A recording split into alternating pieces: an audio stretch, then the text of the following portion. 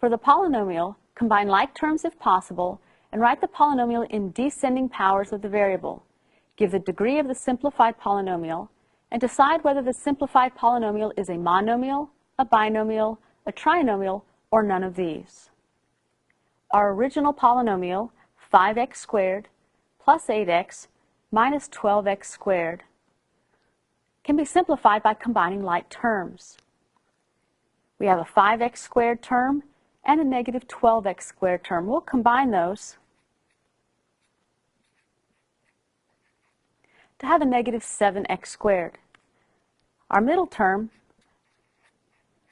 has no other term to combine with it, so our simplified form is negative 7x squared plus 8x. Descending powers ask us to make sure that the first term contains the highest exponent of the variable. And you'll notice that the highest exponent is 2, and it is in our first position. So it is in descending order.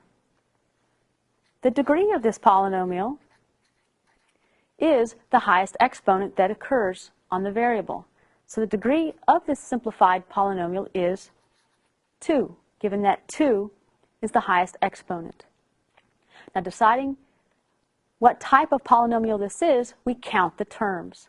There are 2 terms in our simplified form. A 2-term polynomial is called a binomial.